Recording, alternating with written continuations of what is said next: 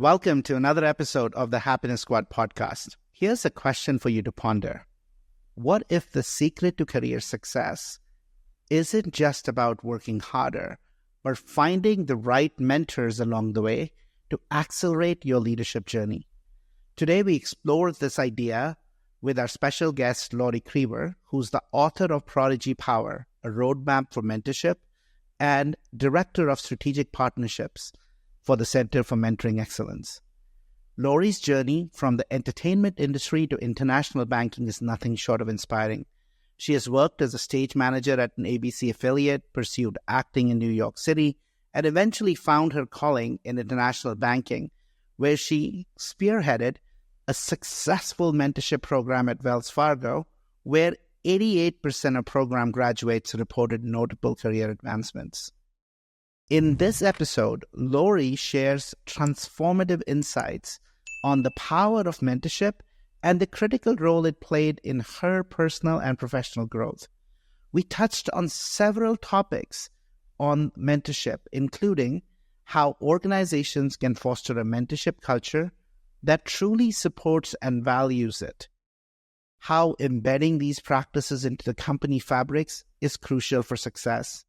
Lori also shared her insights on what makes an effective mentor-mentee relationship and offered practical tips that anyone can harness, regardless of whether your company offers a formal mentorship program or not. So let's jump into the podcast and hear and benefit from the tips Lori offers. Hi, my dear friend, Lori. It is so lovely to be recording this episode of Happiness Squad podcast with you. Greetings. It's beautiful to be here. It's my pleasure. It's my honor. You know, Lori, you and I met at the Gross Global Happiness Summit in March. That's right. In Costa Rica. And, just your light and just your jubilant spirit combined with kind of this high level of IQ and truly this commitment towards helping individuals and organizations benefit from the power of mentorship. Just like, it just spoke to my head, my heart, my spirit. And, I know it's taken us 3 months to get here, but I'm so excited that we are here and we get to share some of the real amazing jewels on mentorship with our listeners. Thank you. I'm so pleased to be an honorary member now of the Happiness Squad. You absolutely are. So my friend, tell me a little bit about your own journey with mentorship and what inspired you to write Protégé Power, a roadmap to mentorship, which, by the way, I have loved reading. Thank you. I worked right out of college in the entertainment industry. My job while I was finishing college and for the first few years out was as a stage manager at the ABC television affiliate in my market, which is Minneapolis, St. Paul. And I loved it. I worked on talk shows, newscasts, but inside the beating heart that I possessed was to pursue acting. And so a good friend of mine convinced me I should join her in New York City and pursue acting. So the rest of my 20s, I worked in the music industry. I was personal assistant to a Grammy Award-winning jazz singer. I worked at a big recording studio. We did jingles for huge multinational accounts. And then I had to grow up. Sadly, I did have to grow up. And I ended up relocating back to Minneapolis, St. Paul, and I landed in international banking. So maybe, Ashish, we would call that a 180. Yeah. So my connection to mentoring, I'd say, is twofold. First off, I had remarkable managers when I started in international banking, and they wanted me. I was a diverse hire because I was coming from the arts. They wanted that. I received wonderful guidance, coaching, mentoring, so that I could, while retaining myself, my creative self, my innovative self, I could also be in a style and be highly credible in a conservative, large corporate environment. Then, 2.5 years into my role, we did a huge merger. I was working for Norwest Bank, headquartered in Minneapolis, Minnesota. Norwest purchased in 1999 Wells Fargo. Yeah. And then we adopted broadly the Wells Fargo name because that brand was 150 years old. Yeah. Very good decision. Very good merger. And I landed in a role, communications and PR and employee engagement. And so I was tasked with starting a mentor program. And Ashish, I was so naturally highly motivated because it was real to me how I had benefited from helpful guidance and mentoring that was generously offered and offered with such affirmation, right? And so that's what I set about, was to work with a team, a diverse team of leaders, to refine and steadily work on improving our design of how can we match mentees or proteges from any level in our division with their dream mentor, so that whatever it was that they were looking to work on right now in the immediate, I was pairing them with the perfect mentor that could help them with whatever was the career dilemma that they wanted to solve. You know, I don't believe in happenstances. And I think the world of art, that 10 years that you spent, I think prepared you, because, you know, I just was thinking when you said, I remembered when you had mentioned that to me when we met in GTH, but I'd of course long forgotten about it. But if you think about the arts, Lori, you know, I'm thinking about some of the greatest musicians, some of the greatest painters. You know, that field is absolutely a field where proteges, you know, there is a whole, like, years and years, thousands of years, right, of learning under a teacher, but being mentored by them beyond, right, and practicing and getting better, and someday surpassing. You know, even this concept of shu har ri is so vetted. So I think as we think about, very rarely in the world of business do we actually turn to the world of arts to kind of say, hey, what makes a great mentor? What makes a great mentee? So I think you kind of integrated a lot of that in your own. You know, you mentioned you were an assistant to one of the Grammy award-winning jazz players. I mean, there is so much that, you know, just in your being was ready to receive. And that intelligence that you were then able to put into a program at Wells Fargo and support so many others. I think that was the missing thread for me. And I can just see how that life actually prepared you for some of the insights. Because, you know, you can write a mentorship book, which is very dry. And, you know, go do this and go do this and go do this. But that's not what your book is. Yeah. Very good perception on your part. And I think that maybe is how, and there's probably other people listening or watching what we're discussing right now that have encountered similar, or maybe you are this person inside your organization that I had perhaps a nature about me that managers knew that they could keep tossing things my way that were perhaps eclectic, needed to be done, wanted energy invested in it, but it wasn't black and white clear where it should land. Yeah. So that's how my role evolved and grew. And you're right, it was ideal for someone with a strong background in the humanities. And now for a couple decades, I feel that's one of my principal values, is what you were hinting at, is cross-pollinating between this very important world of business and the arts and humanities, right? That we would call a Renaissance person, to have that breadth of interest and skill, and really just to live a life of curiosity. Yeah. That's another important lesson from the so-called Renaissance era. Absolutely.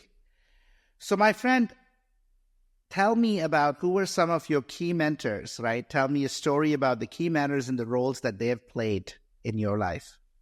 When I was in college, and I don't think I knew the word mentor, but I can easily state that I had a wonderful, amazing first mentor. During my time at the University of Minnesota, I accepted an invitation to join a nonprofit board. It was a scholarship program for young women, and every year they did a big event, like an on-stage event. And I was invited to join the board to take on the role of designing and producing that event. And, I'm a dancer, a theater person. So I would bring in a choreographer, and I did some of the choreography. I would bring in some of my colleagues from the television station. I convinced them to volunteer to do lighting and set design and stage management. And I didn't have a car at the time. And so someone else who was probably 15 years, my senior, she also lived in Minneapolis, and she gracefully, kindly offered to come and scoop me up every other month, right? To go to board meetings. And we would have these rich, deep conversations.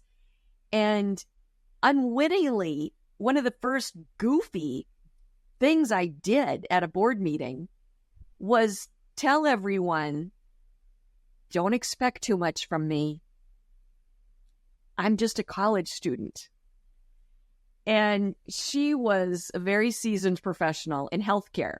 She was honestly this is huge. She was the transplant coordinator for the organ transplant program in University of Minnesota surgery. Big time, big player, big brain, right? And she was a diplomat. And boy, she really gave it to me when we drove home. It was just the two of us. And with a lot of love, she said, don't ever position yourself that way again. You are so qualified. Of anybody in that room right now, you have done more theater than anyone.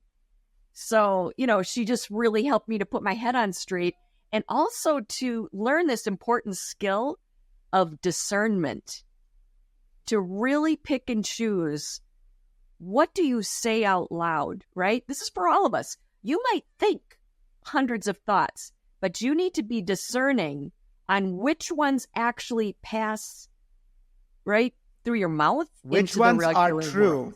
Which ones are true? And which ones, even if they are true, are suited for what's needed right now? Suited, right. Because, it was like you can be, I guess, too honest, too forthcoming. Pick your times of when you're going to be vulnerable. But I didn't even know who I was addressing. It was a very early board meeting. So we would have then, you could imagine, for the next 2 years, just all these rich conversations, really helping to groom me and mature me into being more aware and skillful and professional. Yeah. In how I presented myself, and also how to be in a board meeting. Boy, anytime you serve on a nonprofit board or a school board, such rich learning takes place. Beautiful. I love that. I had one of these mentoring moments in my life, Lori. He wasn't even a formal mentor, and we'll get into that, a little bit here, right? But it's funny, like I was a young partner, and I was really excited about the space of packaging. And, I was always entrepreneurial. So I had reached out to this company that we didn't serve as a firm. And I always did that. I was always known for just emailing people, calling. The platform was amazing. I'm like, hey, we'd like to talk. So that we got a meeting set up for 90 minutes with the CEO, the CFO, and one of the business unit presidents. And we were going to go meet with them. And I pulled in the senior partner. His name was John Livingston. He used to be the managing partner for Chicago. And, John was like, listen, I'm happy to come with you. I'll support you, etc. He didn't know a lot about the space, but, he was a fantastic, I'd always admired him. I'd always known him to be a really kind, somebody that everybody looked up to. And I wanted to build a relationship with him. So I was like, let's go do this together. And anyway, I had I had looked at the company, I'd analyzed the company. I had all the levers I think that were going to help them. I had a whole thing for it was holistic. Here's how you grow revenue. Here's how you get new customers, pricing, all the levers on operations, some things on human capital, and I'd put all this together. And John was like, okay, that's great. I'm sure you're prepping. We got into a car and he said, okay, can you show me the document? What are we going to talk about? And I literally pulled out this 160-page PowerPoint. And he's like, literally, I don't think he used what the fuck is this, but it was something pretty close to that of what is that? And I said, this is all the analysis, this is all the levers, and this is all the ways in which we can support them. And he was like, okay, we were already in the car. So he literally says, take these 2 pages out from every document. We literally took 2 pages out. And he said, we are here to listen. We are here to listen and connect. And that's it. And it was just one of those moments, like I'd like spent all of this, and it completely changed my approach it made my approach so much better, right? Because all of a sudden, all the prep was needed. So we knew the areas to focus on. We could ask the right questions, but we didn't need to lead with that. And that was like one of those unbelievable mentoring moments that for the next 6 to 8 years was at the heart of why I was so successful at the firm. But that's the role mentors can play for us, right? Whether they are formal or informal mentors. I love that story, Ashish. I love that. He was speaking informal, but formal in what you've described from his heart, but with great clarity. Yeah. Great clarity for you. And then to your credit, and to my credit in the story I shared, we were open to it. Receive it. We are open to receiving it. This is so easy to say, difficult to execute. Yes.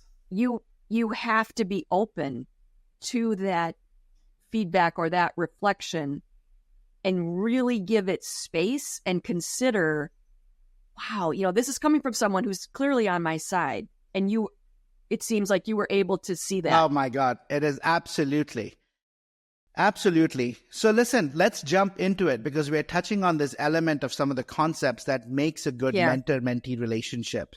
So there are so many concepts in here, Lori. We could be talking for 3 hours and I don't think we'll have enough to share from here. But like, what might be some 2 or 3 things that you have found in all of your rich, 20 plus years, 30 plus years, maybe even like in this space, Lori? What are 2 or 3 key elements that make an effective mentor-mentee relationship?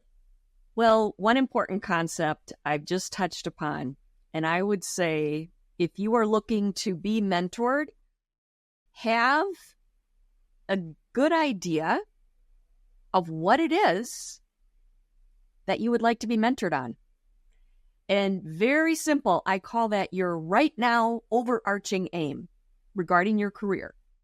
So it's the thing you want to tackle in the next 6 to 12 months. You may have a 5-year vision. You may have a 10-year plan. That's great. But to get someone to mentor you, you have to put some filters in place for yourself.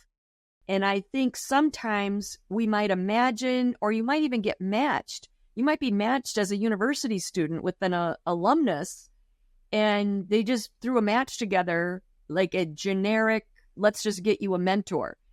That I do not see as being nearly so effective as you as the would-be mentee or protege identifying, okay, I've just started a small business. I don't have a background in finance, and I know the taxation schedule in my state is complex. I think I need to do a class and probably also find a mentor who is in a small business space and really knows a lot about cash flow and organizing the accounting for a small biz. Okay, great. Now you've just narrowed it to okay, now you know what you're looking for. It's kind of like when you're the mentee, you're the consumer, right? Yeah. So you want to identify, okay, what, sometimes I say it's like appetite. Oh, right. You want to go to a restaurant. What type of cuisine? What are you in the mood for? So I like it. Just give it. Make it specific. Yes, versus I'm looking for a mentor. Okay, for what? So there is not like for what? There is one mentor who can help across all. You might have multiple mentors, but at one point, choose and be really specific about something that is near term, that is specific, and really think about what are all the things. I love that. So that's number one. Yep. What are some others? The other is really the spirit of my book is you don't need a formal mentor program. As we discussed earlier, yes, I, in my job, ran a very formal 12-month-long career mentor program within my division. Over the years, ultimately 900 people went through it. We had great results, great success. I was like your dream concierge at a luxury hotel. I knew everybody. I maintained year-round a rich database of leaders I knew and seasoned professionals willing to mentor. That is so wonderful if you have access to that, either through your organization or through your college or university, maybe a business association you're part of. But I wrote my book for someone who doesn't have access to that. My book is DIY. You can do it yourself with some self-knowledge and some moxie and putting it through a filter of like, what are you looking to work on and develop about yourself? You can find a good mentor. And there's even a whole chapter of how do you recruit them? Yeah, how do you I love recruit that. them? And I think that's such a powerful message, Lori, because, I think in all the work that I do around flourishing, and this is at the heart of it, growth and development is at the heart of it.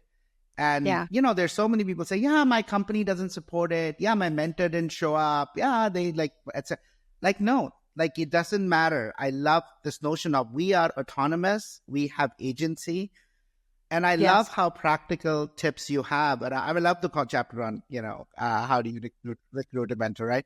It's, and by the way, you didn't mention it, but you do mention it in the chapter. We didn't mention it right now. And friends, if you are looking for a mentor, just like, compassion, right? I don't think it is. Oftentimes we say, like, why would Lori mentor me? Like, what do I have to offer? We all have such amazing things that we can offer. And frankly, even if you don't have you are offering yourself as a way for Lori to provide to others, which is one of the biggest sources of joy back when we look at the science of flourishing. We receive more than we give. So even if you have nothing to offer, which I would say everybody has something to offer, we can learn from each and every one. There is a life lesson. There is a stage where you are, where you could give something back. But even if none of that, you are providing an offer and an opportunity for somebody to serve.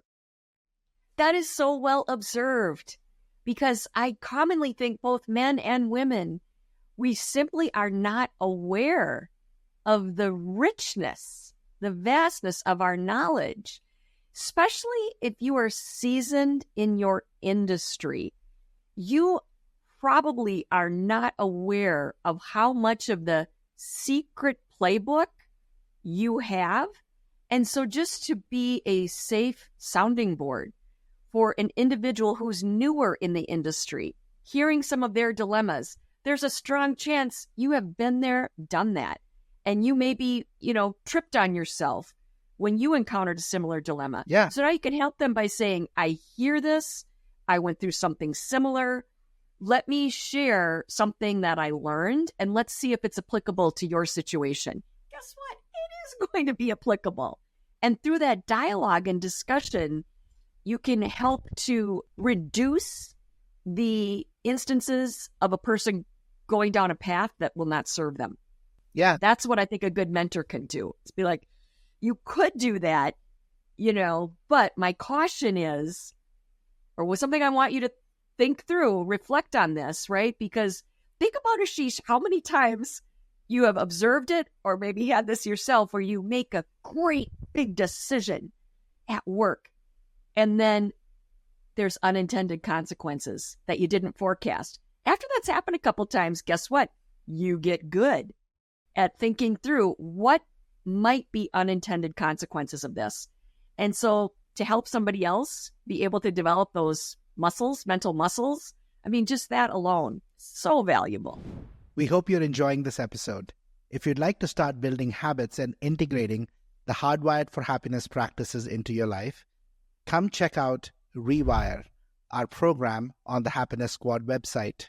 Rewire contains 30 5-minute micro practices that can help you truly build habits for a happier, healthier life filled with more love and meaning. The program uses the science of habit formation and the power of community to support you in moving from knowing to doing to being.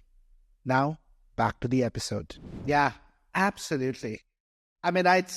We all have so much to offer, and we have so much to offer, even if, as I said, even offering a chance to help others serve. So tell me share a powerful story from me, from Protégé Power that really that brings to life this transformative impact of mentorship. One that comes to mind, I think it's very common, where a person who is a super strong individual contributor over a period of time, maybe 3 or so years, let's say, they get promoted to manager. They may have zero managerial skills, but this is traditionally who gets promoted, is people that are hitting home runs, right? And then we think, oh, they could lead everybody. So we had someone like that in our division, and she was floundering badly, though she was a strong individual contributor, right? And of course, it was psychologically just doing so much damage as well, because she was flummoxed. How could I be so rock solid as an individual contributor in the international credit space, which is very complex? And now I've got this team, and she had a couple of young children at home, and she would complain, my direct reports are more unmanageable than my preschoolers. So that really didn't help. So came into our program, and listening to her, I would always do, we call it an intake interview, ask a couple of key questions. I recruited a female senior leader who was very calm, very even, and dare I say, beloved, dare I say, revered as a manager.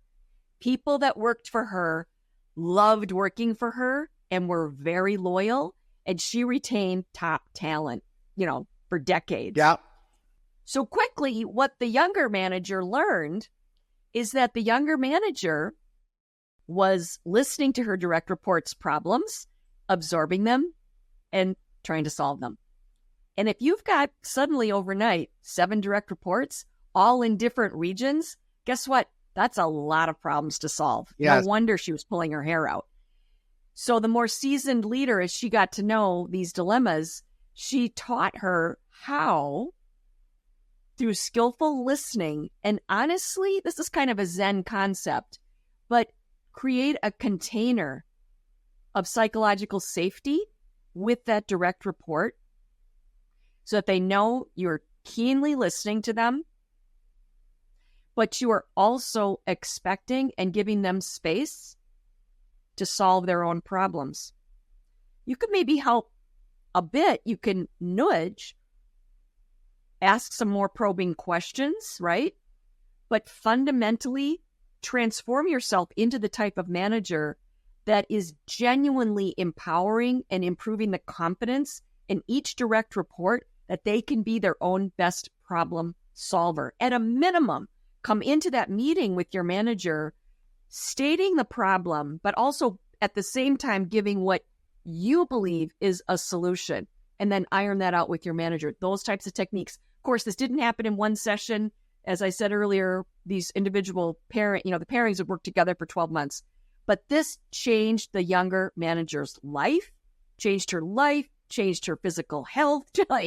It was so great. It was so great. So she needed manager skills, thus working with a successful seasoned manager. It was just beautiful. I think it's such a powerful story, and it so resonates. I think it actually touches also on a different element about formal mentorship or not. I was a miserable manager. Like, really. No, I'm like, I was miserable to others, and I was miserable myself. My first year when I first got promoted to a manager, I was that. I could always get stuff done faster than the others. I was a great problem solver. I had great relationships with clients. Relationships came naturally. So it was like this perfect mind and, left brain, right brain, mind and heart. Yeah. And, there's from an early age, I had this huge bar for I have this story, this deep driving need and fear that had driven me, which was about, if it is not perfect, I won't be loved. And only perfect counts, like 100. And you never know till the thing is done if it's perfect or not. So that just means you suffer your way through. If you're not suffering enough, it's not perfect. You haven't given it your best shot, right?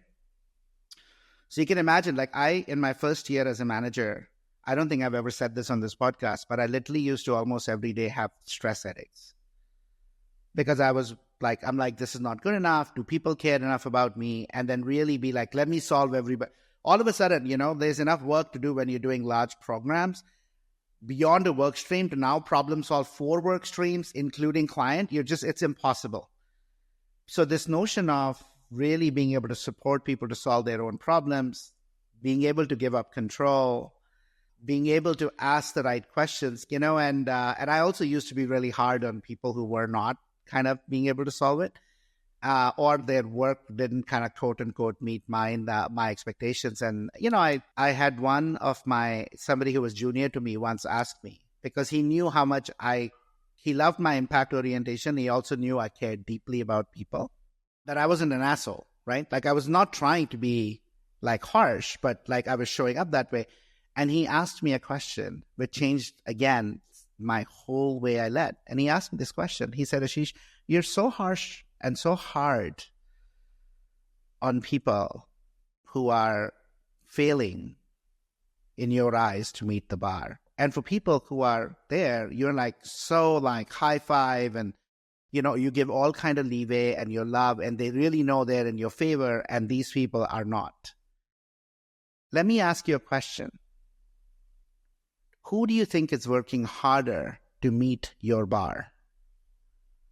Not who is exceeding your bar or not. I'm talking about effort. You think it's those guys who came easy to, or do you think it's these guys who might not be as good, but are making up, working 30-40% more and failing, and you are like, all they're getting from you is this is not good enough and work harder. And it literally, deep in my heart, I was like, holy shit.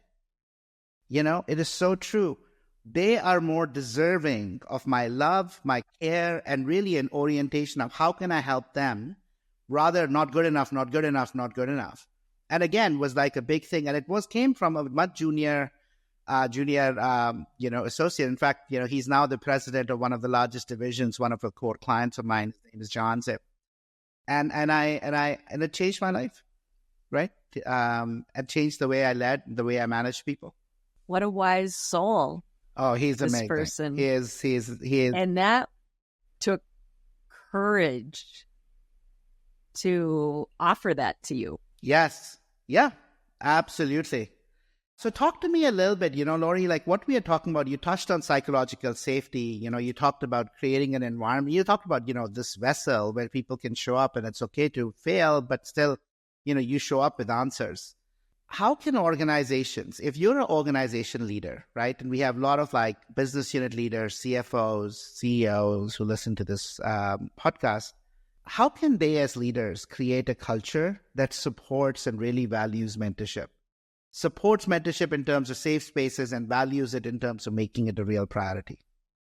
I think it's some of these things that we're speaking to right now is if you can identify for yourself 1 or 2 transformative moments in your life and your career where a mentor, however informal, really like hit you between the eyes, like made you gasp, then that is a well of passion on which you can draw.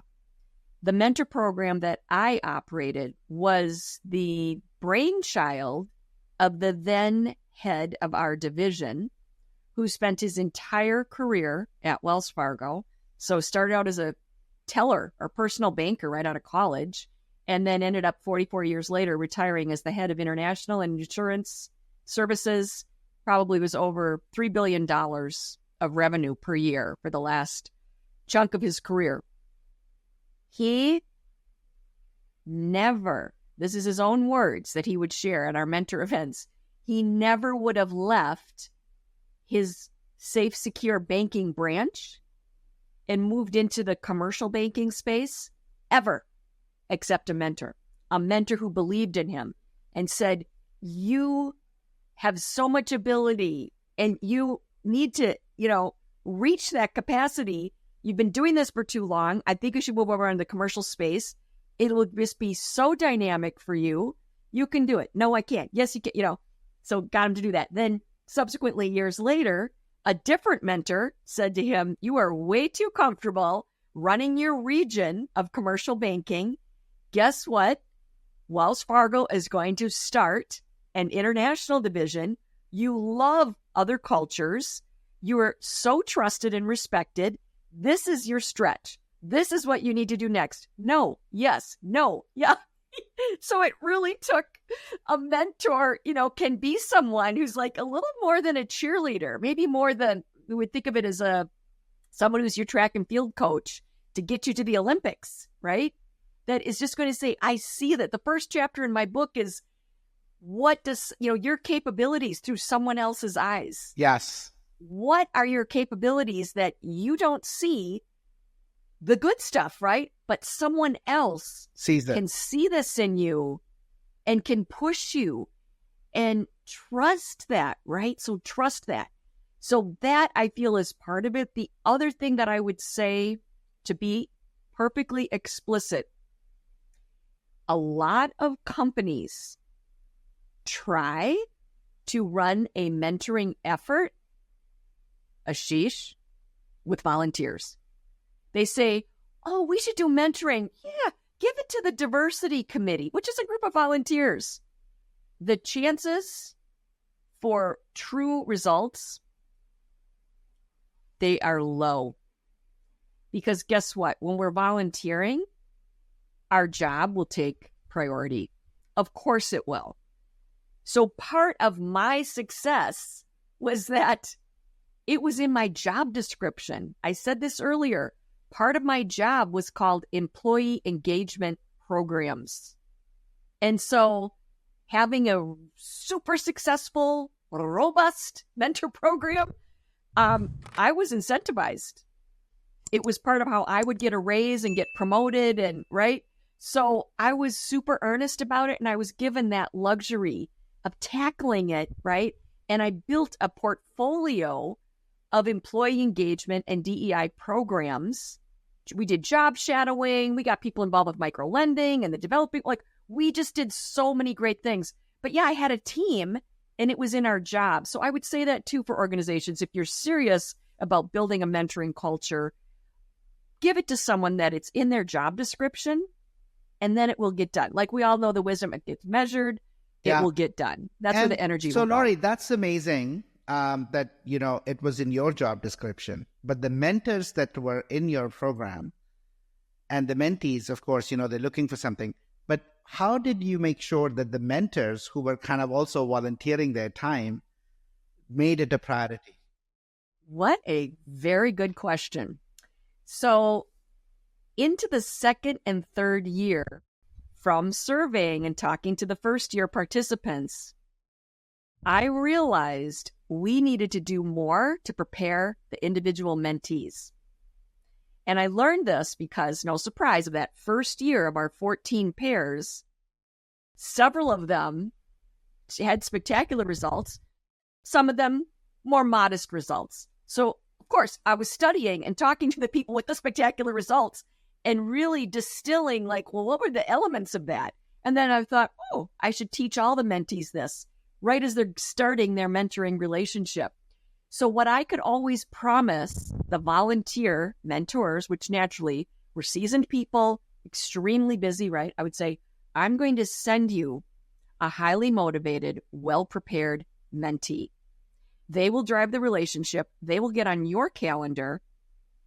They will be at a high level of accountability and make this easy for you.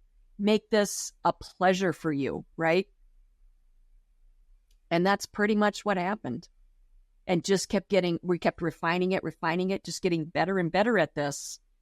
So probably by year 6, I had more willing mentors than people that wanted mentors. Well, also once you've gone through the program and you've been menteed, you've been mentored, you want to give it forward, right? That's right. You want to pay it forward. So that's what I would say is mentee preparation. And, sometimes I would talk to somebody who wanted to get in the mentor program and they were way too vague, or they were in graduate school, or they were planning a wedding, or having a baby or planning to adopt a baby. And I would say to them, talk to me next year. This is not your year to get into the mentor program, because this is going to be on top of your job. And if you're building a house or planning a wedding, you will not make the most of this. And then if you're in a large organizational setting, Ashish, you know what I'm talking about, this could be a ding to your reputation. If you have me go out of my way to secure a talent to volunteer to be your mentor, and then you just sort of crap out after a few months because you're too busy, this is not good. It's not honorable, right? So I say, let's have this be an enhancement action in your life when you can really put your all. Now that I'm describing a formal program, and I talk about that. The second chapter of my book is informal, formal. Both can create miracles for you. Yeah. You might want an informal arrangement. You might not want to raise your hand if you have access to a formal program, if you're not confident that you can give it your all and be a shining example of all the resource that is going to be officially invested in you. So look, I love this. And, there are many of my clients and friends who tell me, like, even 2 years in, I still talk about the firm and I talk about the firm, McKinsey, and I talk about we, because I truly love the firm. I didn't leave when I did because of, I didn't like the firm. Like, a lot of people are like, yeah, I'm done. Like, no, but I think there's so many things that McKinsey does that there are so many I wish more companies did. So I'll give you an example of one of the things that is a core part of the processes of the firm. One of the key elements every year, I think this got launched about 6, 7 years, 8 years ago. But every year, we actually explicitly celebrate mentorship. And what do I mean by that? There's a survey that actually goes out to all associates, EMs, junior staff, and there's a survey that goes out to all the partners and senior partners. And it's literally a survey that says, who are the people you're mentoring?